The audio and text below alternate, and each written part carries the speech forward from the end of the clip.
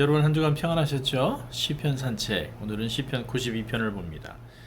지존자의 시편금과 비파와 수금의 정숙한 소리로 여호와께 감사하며 주의 이름을 찬양하며 아침에 주의 인자하심을 나타내며 밤마다 주의 성실하심을 베품이 좋으니이다. 여호와의 주 행사로 나를 기쁘게 하셨으니 주의 손의 행사를 인하여 내가 높이 부르리이다. 여호와의 주 행사가 어찌 그리 크신지요 주의 생각이 심히 깊으시니이다.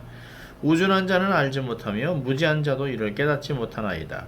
악인은 풀같이 성장하고 죄악을 행하는 자는 다 응원할지라도 영원히 멸망하리이다. 여호와의 주는 영원토록 지존하시나이다.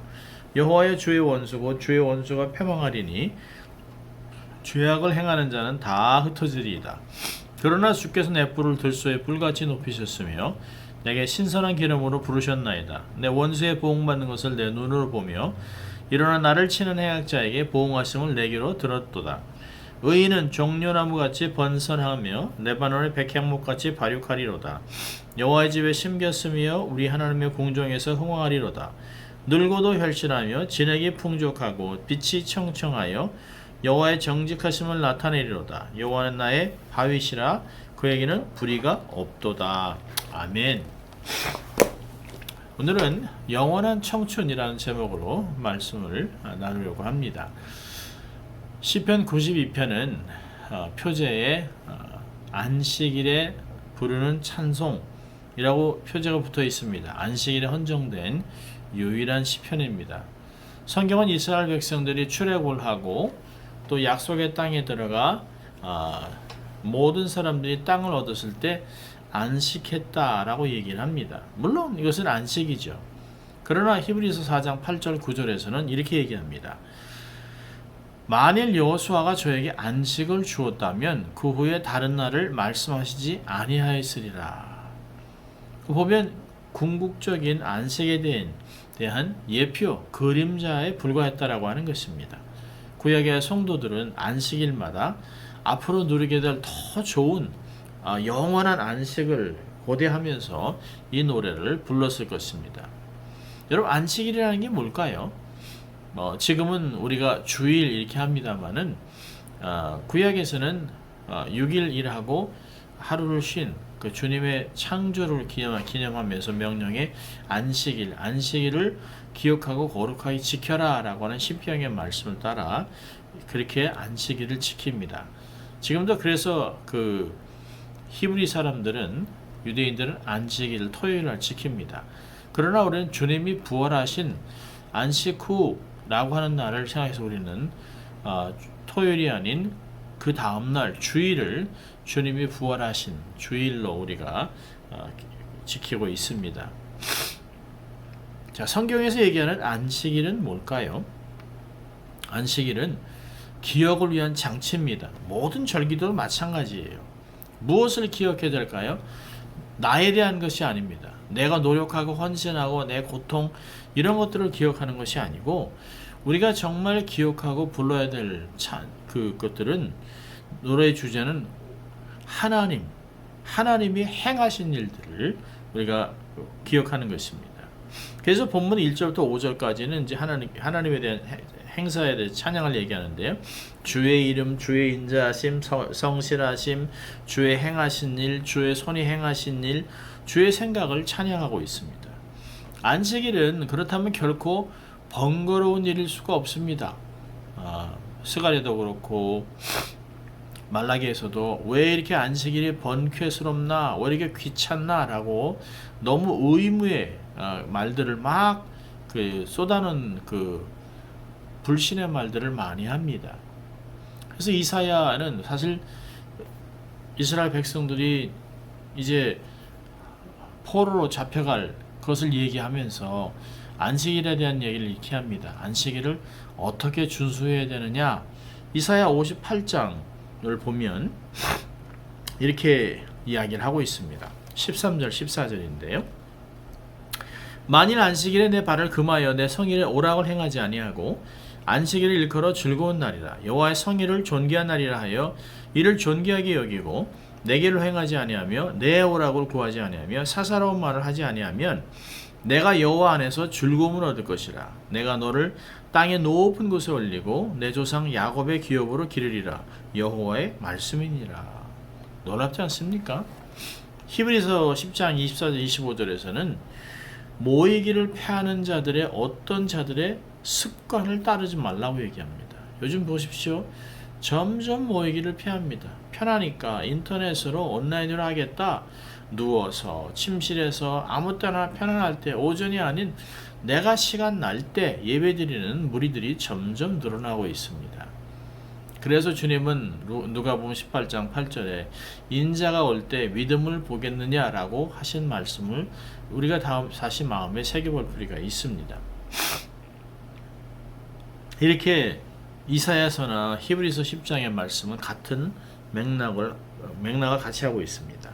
여러분, 본 시편의 주제는 안식일도 그렇지만 사실은 두 종류의 인생을 이야기하고 있습니다. 마치 시편 1편에서 의인과 악인을 얘기하는 것 같이 여기서도 두 가지 인생을 이야기합니다. 하나님을 경외하는 자, 경외하지 않는 자, 또 악인의 궁극적인 멸망과 의인의 궁극적인 승리를 얘기합니다. 자, 그러면서 먼저 세 파트로 나눠지는데요.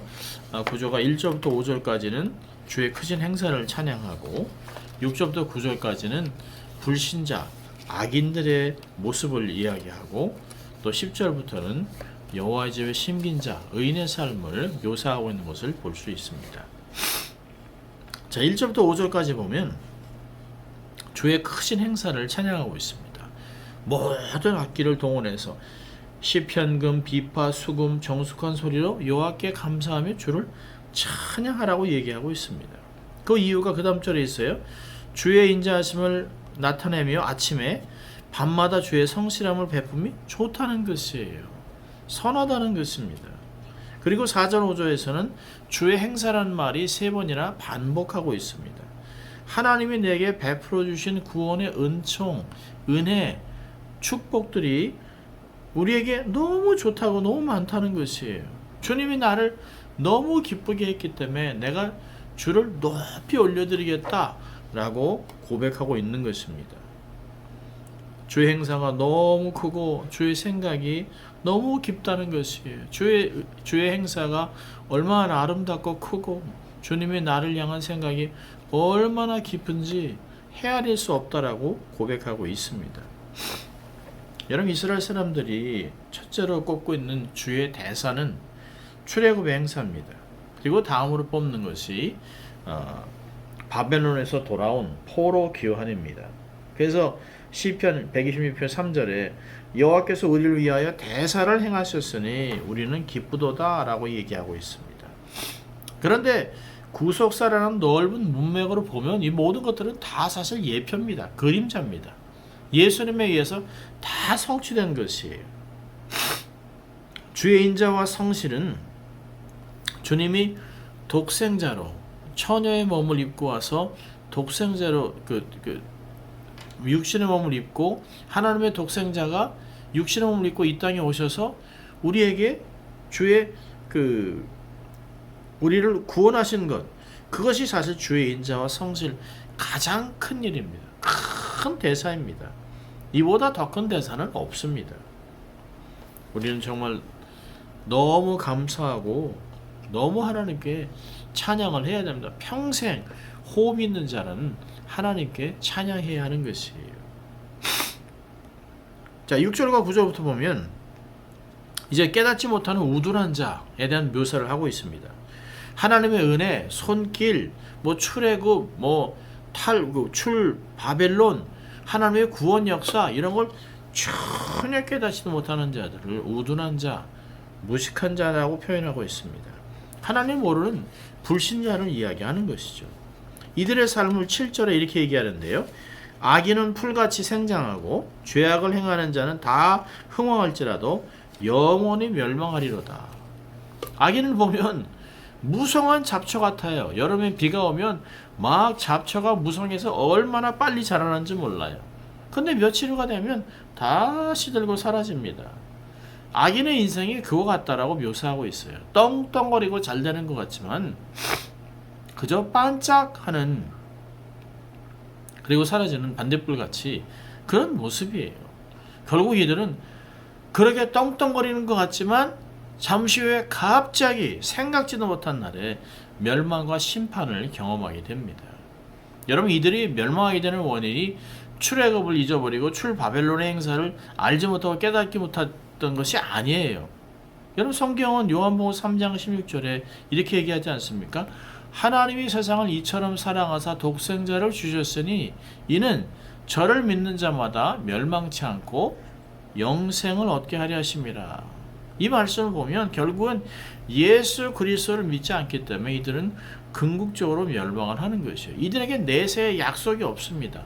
이 땅에서 엄청나게 잘 되는 것 같아요. 모든 부와 권력, 모든 것을 다 쥐고 있는 것 같아요. 떵떵거리고 내가 하나님 믿는 내 주먹을 믿겠다. 나만큼 이렇게 잘해봐 라고 이렇게 막 큰 소리 치는 것 같지만 사실은 주어진 것은 이 땅에 있는 삶, 정점과 같은 것이에요. 100년을 산들, 1000년을 산들 하나님의 영혼의 정점과 같은 것이에요. 그것을 자랑할 것이 아닙니다. 영혼의 삶을 약속받은 하나님의 사람들이 얼마나 복된 것입니까? 이들이 아무리 세상에서 누린다 하더라도 순식간에 이들에게 죽음이 올 것이고 그들의 후에는 심판이 따르고 불지옥으로 떨어질 것입니다. 자, 그러나 그 반면에 하나님을 경외하는 자, 택자들은 어떤 복을 누리게 되나요? 10절부터 15절까지 보면 여호와의 심긴 자라고 얘기합니다. 여러분, 특별히 10절을 보면 그러나 라고 하는 단어로 시작됩니다. 이전까지 얘기했던 우준하고 무지한 하나님을 대적하고 하나님을 모르는 불신자들, 지옥 갈 인생들과는 아주 대조되는 의인의 경우를 이야기합니다. 핵심은 이들이 여호와의 집에 궁정에 심겼다는 것이 우리 하나님의 궁전에서 흥왕하리로다. 여러분, 이 말씀은 아주 중요합니다. 우리의 능력이나 재주나 배경이 아니라는 것이에요.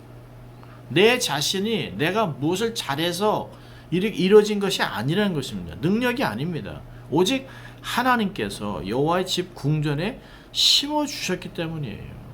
시냇가에 심겨 주었기 때문에 그렇게 열매를 맺는 삶을 살아가는 것이에요. 여러분 보면 의인들은 뿔을 높여주고 신선한 기름을 부어주신다라고 10절에 얘기합니다. 의인들이 자신들이 행한 악에 대한, 악인들이 자신들이 행한 악에 대해서 보응을 받는, 심판을 받는, 대가를 받는, 값을 지불하는 것을 보고 듣게 된다라고 11절에 얘기하고 있습니다. 완전히 상반된 결과를 보여주고 있죠. 의인 경건한 자에게는 기름으로 부으셨다라고 말씀하는데요. 이 말씀 어디서 기억나지 않습니까? 그렇습니다. 시편 23편 5절에 원수의 목전에서 내게 상을 베푸시고 기름으로 내 머리에 바르셨으니 내 잔이 넘치나이다. 놀랍죠? 원수들 앞에서 우리를 귀인으로 대접했다는 거예요. 권세를 세우셨다는 것이에요. 그래서 성경에서는 얘기합니다. 주의 능한 손 밑에서 겸손하라. 때가 되면 주님께서 다 올려주고 주님이 역사하시는 것을 볼 수 있어요. 내가 스스로 무엇을 하려고 그러는 것이 아니라 하나님의 손에 붙잡히는 것, 아주 중요한 것입니다.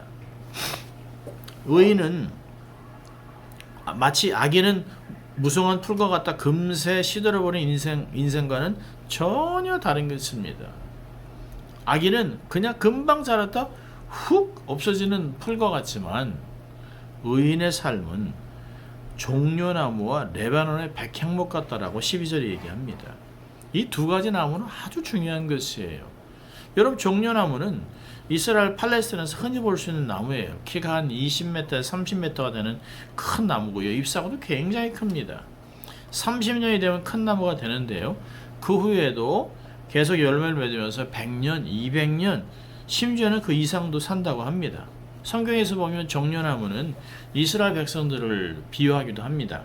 그리고 승리와 환희의 상징입니다. 그래서 예수님께서 이스라엘에, 특별히 예루살렘 성에 입성하실 때 군중들이 손에다 종려나무를 들고 승리의 왕을 열렬히 환영했습니다. 그리고 계시록을 보면 하나님 보좌 앞에서 흰옷 입은 성도들이 역시 종려나무를 가지고 찬양을 드리는 것을 볼 수 있습니다. 자, 그럼 백향목은 어떻습니까? 백향목은 나무의 황제입니다. 수목의 왕이라 불리는 나무 중에 나무입니다. 주로 레바논 산맥의 해발 1000에서 1000m 사이 그 지점에서 서식하는데요. 눈 덮인 산 바위통에 뿌리를 내리고 사는 높이가 40m 이상 되고요. 줄기의 지름이 한 3m 이상이 되는 큰 나무입니다. 그리고 2000년에서 3000년까지 자라요. 목질은 굉장히 단단하고 딱딱합니다. 또 향기는 대단합니다. 그래서 1등 건축 자재가 돼요. 성전 건축할 때 이 백향목을 사용했습니다. 여러분, 근데 재밌는 것은 종려나무나 백향목이 아주 좋은 환경에서 자라는 것이 아닙니다. 사막, 무더운 곳, 높은 산, 추운 곳, 바람 부는 곳, 피바람을 맞으면서 모든 역경을 헤치면서 곧게 자라는 데 있습니다. 여러분, 의인이라고 예수 믿는다고 하나님 섬긴다고 세상에 풍파가 없습니까? 고난이 없습니까? 아니요, 있어요. 그렇지만 그런 상황에서도 그런 것 때문에 좌지우지 좌충우돌 영향받는 것이 아니라는 것입니다. 의인도 이 세상에서 환난과 풍파를 겪지만 결국은 승리한다는 것을 보여주고 있습니다. 그다지 영향을 받지 않는다. 결국은 하나님이 지켜주신다. 하나님이 도와주셔서 놀라운 결과를 얻는다 라고 하는 것을 이야기하는 것입니다. 이들의 삶은 그저 한때 반짝하는 인생이 아니에요. 계속해서 성장하고 오랜 시간에 멋진 자태를 유지합니다. 14절을 보면 참 노년의 성도들이 굉장히 좋아하는 말씀인데요. 늙어도 결실하고 진에게 풍족하고 빛이 청청하여. 저도 이 말씀 읽으면서 괜히 기분 좋은 것은 나도 나이가 먹어가는구나 라고 하는 생각도 합니다. 여기 보면 노년들이 성도들이 좋아하는 구절인데 NIV 번역으로 보면 Stay fresh and green. 놀랍지 않습니까? 상록수 같은 삶입니다. 지나가면서 잎 사이가 그냥 노랗게 말라가지고 떨어지고 아주 그냥 가지가 앙상한 나무, 그런 나무들이 아니라는 것이에요. 세월이 지나면서 전혀 영향을 받지 않는, 비바람이 불어도 전혀 영향을 받지 않는 그런 모습들을 얘기하고 있습니다.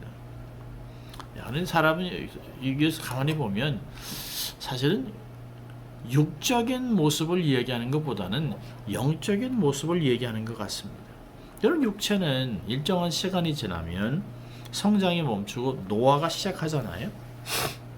갈수록 시간이 되면서 눈도 침침해지고 허리도 아프고 그런 모습들을 쉽게 피곤해지는 것들을 경험할 수 있습니다. 그런데 영혼은 늙지 않습니다.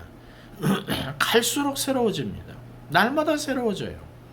고린도후서 4장 16절부터 18절까지 보면 그러므로 우리가 낙심하지 아니하노니 겉사람은 후패하나 우리의 속은 날로 새롭도다. 우리의 잠시 받는 환난에 경하는 것이 지극히 크고 영원한 영광에 중한 것을 우리에게 이루게 함이니 우리의 돌아보는 것은 보이는 것이 아니요 보이지 않는 것이니 보이는 것은 잠깐이요 보이지 않는 것은 영원함이니라. 아멘. 놀랍습니다. 여러분, 이런 인생들이 어떤 인생일까요? 끊임없이 도전하는 인생입니다. 여러분, 끊임없이 도전하는 인생을 보면 누가 생각납니까? 갈렙입니다. 85세가 되어서도 여호수아에게 산지를 달라고 얘기합니다. 놀랍습니다. 헤브론 산지, 하나님이 약속하신 땅이지만 너무 그 험한 지형에 장대한 안악 자손들이 있기 때문에 장정들도 벌벌 떨고 도전하지 못하고 있어요. 그런데 그가 여호수아에게 하나님이 내게 약속한 땅입니다. 내가 하나님을 따라 떠났던 모세와 함께했던 45년 전의 삶과 지금이 내 건강이 똑같습니다. 하나님이 함께 하시면 내가 산지를 취할 수 있습니다. 라고 얘기하고 결국은 그것을 정복해요. 그리고 그 후손에 목이 된 것을 여호수아 14장은 볼 수 있습니다. 도전하는 삶, 끊임없이 도전하고 비전을 성취하는 하나님의 사람들은 과거에 연연하지 않습니다. 왕년이 중요한 것이 아닙니다. 미래를 이야기합니다. 이렇게 도전하면서 하나님의 영광을 드러내는 삶을 살게 되는 것이죠. 15절에 여호와의 정직하심을 나타내리로다. 여호와는 나의 바위시라 그에게는 불의가 없도다. 하나님의 위대하심, 권능, 공의, 신실함 이런 보이지 않는 하나님의 영광을 드러내는 도구가 되는 것이에요. 하나님의 산증에 대해서 하나님의 영광을 위해서 살아가는 것입니다. 본인으로서는 얼마나 자랑스러운 인생입니까? 하나님께 붙잡혀 쓰임받는, 온전히 붙잡혀 쓰임받는 도구, 인생이 되는 것입니다. 그저 나이가 많아서, 나이가 차서 그냥 이러다 죽는 것이 아니죠. 늙어서 죽는 것이 아닙니다. 부르심을 다 감당해서 달아서 없어지는 것이에요. 여러분, 바울이 인생의 마지막 어떤 분은 죽기 한 6개월, 3개월 전이라고 얘기하는 디모데후서 4장을 보면 6절, 8절 이렇게 얘기했습니다. 관제와 같이 벌써 내가 부음이 되고 나의 떠날 기약이 가까웠도다. 내가 선한 싸움을 싸우고 나의 달려갈 길을 마치고 믿음을 지켰으니 이제 후로는 나를 위하여 의의 면류관이 예비되었으므로 주 곧 의로우신 재판장이 그날에 내게 주실 것이니 내게만 아니라 주의 나타나심을 사모하는 모든 자에게니라. 아멘입니다. 여러분, 사실 육체의 노화가 문제가 아니에요. 나이가 든다는 것은 무조건 추하고 악하고 나쁜 것이 아닙니다. 신앙의 노화가 문제인 것입니다. 늙는 것과 죽음을 두려워하지 말고 하나님과 동행하면서 천국을 소망하며 살아가야 합니다. 하나님을 의지함으로 날마다 새로운 영혼을 가꿔야 합니다. 여러분, 이렇게 살기 위해서는 여호와의 집 궁정에 심겨진 나무와 같이 살아야 합니다. 있어야 할 곳에 있어야 합니다. 주와 같이 동행해야 합니다. 계시록에 보면 이렇게 얘기하고 있습니다. 이기는 자는 내 하나님 성전에 기둥이 되게 하리니 그가 결코 나가지 아니하리라. 계시록 3장 12절을 얘기합니다. 그리스도 예수 안에서 늘 거하는, 주 안에서 거하라. 주 안에 뿌리를 내리고 주 안에서 기뻐하고 주 안에서 모든 것을 행하라는 것이에요. 그러면 세월이 지나도 백향목 같은 향기를 내고 번듯하고 결실하고 진액이 풍족하고 빛이 청청해서 하나님의 영광을 드러내는 영혼의 청춘이 될 수 있습니다. 여러분도 그렇게 살아가는 귀한 삶이 되시기를 주의 이름으로 축원합니다. 기도하겠습니다. 하나님 아버지, 감사합니다. 오늘도 이 말씀과 같이 하나님을 의뢰하고 하나님의 궁정에 거하며 주를 사모하는 삶이 돼서 결국에는 세월이 지나도 오히려 더 청춘과 같이 힘을 얻고 열매를 맺으며 활동적인 삶을 끝없이 도전을 하며 하나님의 영광을 드러내는 삶이 될 수 있도록 주님 축복하여 주시옵소서. 감사하고 예수님 이름으로 기도합니다. 아멘. 한 주간 승리하시기를 바랍니다.